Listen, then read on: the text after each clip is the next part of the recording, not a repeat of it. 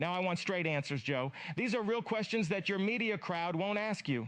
Okay, I will give you straight answers. My handlers may not like this. You said you inherited a broken border system. In reality, we had the most secure border in our history before you took office and issued dozens of executive orders on the border in your first month in office that effectively opened our borders and created this crisis. Isn't that right?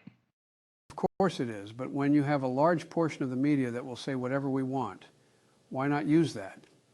Why admit we created this crisis, which we absolutely did, when we have media members who will repeat whatever insane excuse we give them, like we inherited a broken system?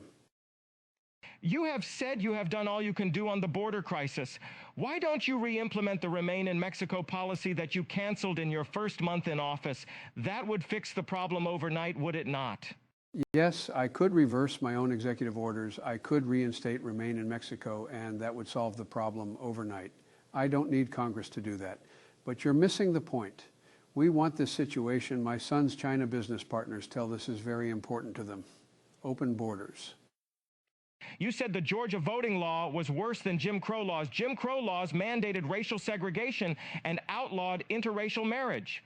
The Georgia voting law allowed for food and drinks to be made available to voters. You just had to pick it up yourself. And it required voter ID. That's worse? Voter ID makes it harder to cheat, and we don't want that. So we call it racist. That's our playbook. Everything we don't want is racist. If anybody says something that makes complete sense, but we don't like it, we say your racism is showing.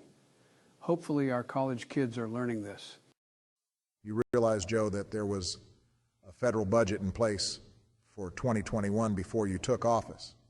And after you took office, you increased the federal deficit for 2021 by hundreds of billions of dollars. And yet, you tell the American people in that weird whispering voice of yours that you cut the deficit. It's a good effect, though, isn't it? The whispering, look, we all know Rachel Maddow and Scarborough, and anyone on our team isn't going to call me out for lying. I'm not Trump. I can say whatever I want.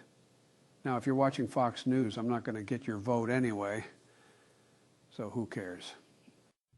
So they have bank records now. Anyone can see them on the House Oversight Committee website. 9 members of your family have received over $20 million in payments from foreign countries, including communist China, for what looks to be nothing. Hunter certainly didn't do anything useful for anybody. It wasn't for nothing.